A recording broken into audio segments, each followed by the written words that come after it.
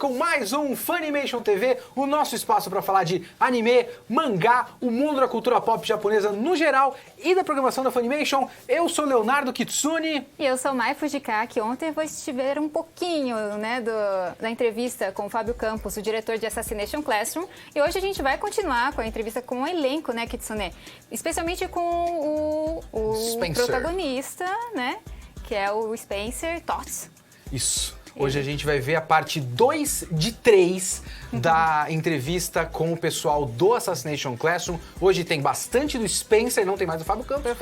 Professor Koro. E um pouquinho também da Marina Santana, que é o Nagisa, que é uma voz, uma dubladora para o Nagisa. Eu não sabia que era uma menina. A gente vai falar, exatamente, a gente vai falar um pouco mais disso aí na entrevista depois. Mas enfim, por enquanto, vocês ficam com essa parte aqui da entrevista. A gente volta daqui a pouco e tem muito mais coisa pra gente mostrar sobre dublagem aqui na Funimation TV. E a gente já volta. Então vamos lá. Gente, vocês estão muito bem, eu tô impressionada. Como eu falei, depois que eu mudei pra dublagem de Assassination, deu um outro tom. Tipo, a obra do Assassination já é maravilhosa, mas dublada por vocês está divina, assim. Ah, que bom, fico feliz em saber, porque é esse o ponto, né? A gente conseguir trazer a obra mais para próximo da cultura e das piadas e das ideias e aquilo fazer mais sentido no geral, né? Então, ouvir um feedback desse é o grande lance. E Spencer, como assim? Você é Silvio Santos, você faz um momento no National Geographic ali, é incrível.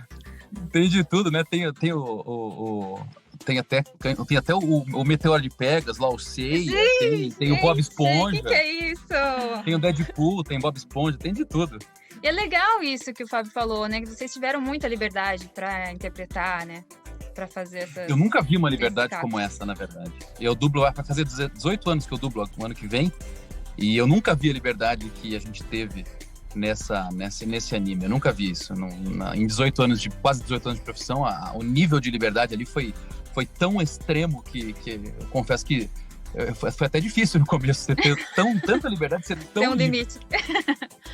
E acredito que deve ter sido o primeiro personagem seu que a boca... Ai, olha que lindo, ele tá ali, o professor Koro tá junto, que gracinha.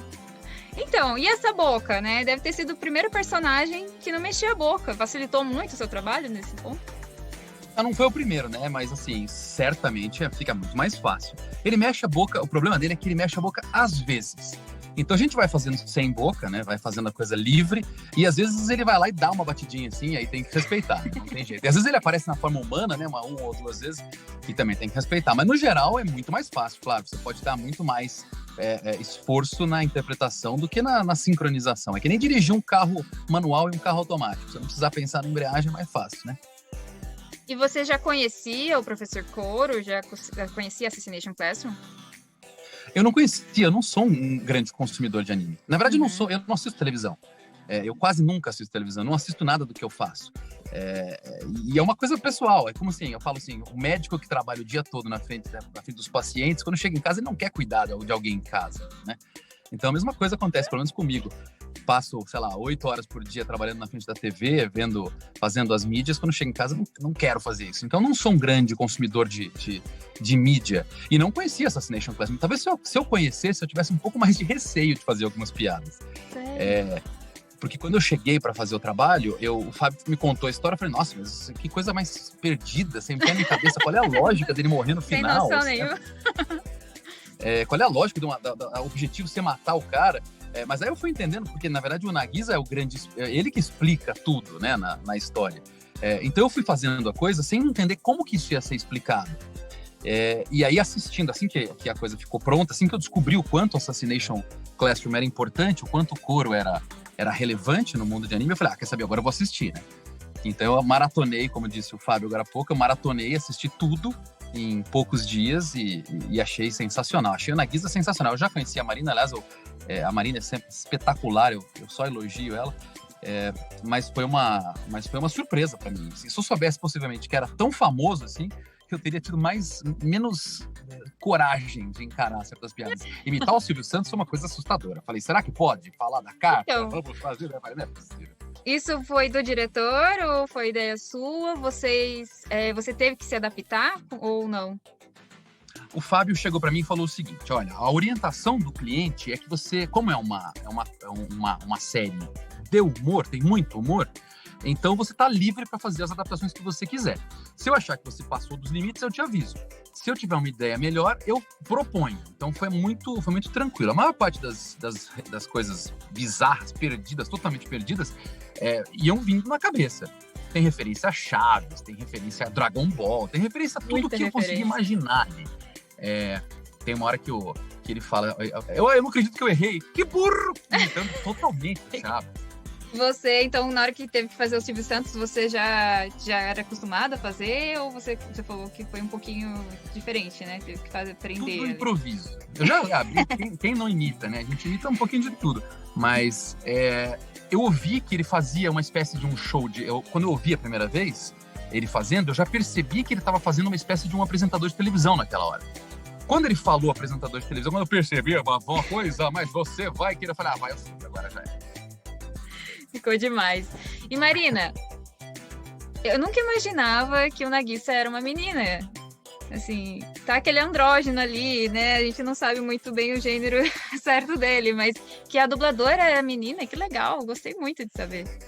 E legal que na história dele também tem gente que fica na dúvida, né? Sim. Se ele é menino ou menina.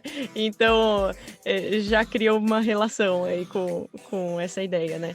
E como eu estava te contando antes, em relação ao teste que eu tinha feito no primeiro dia de gravação, o Fábio pediu um ajuste de voz. Falou, eu quero um pouquinho mais velho.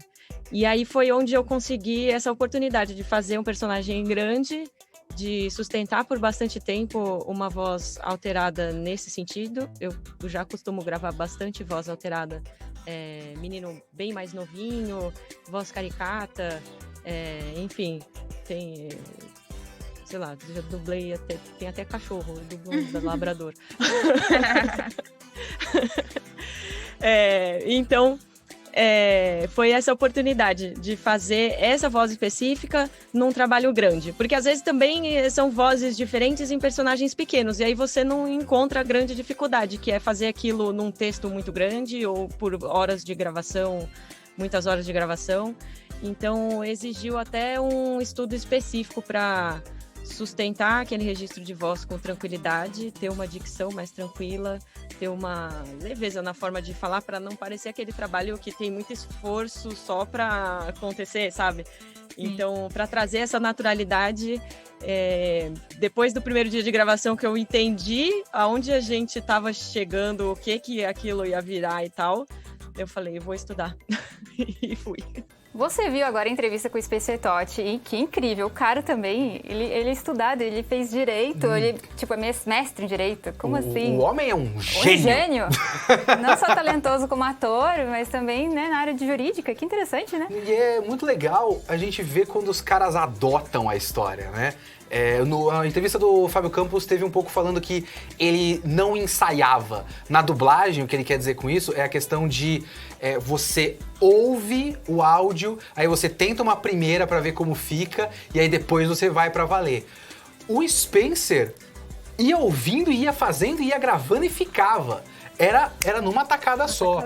E assim, eu tenho pouca experiência de dublagem. Fazer isso é difícil pra caramba.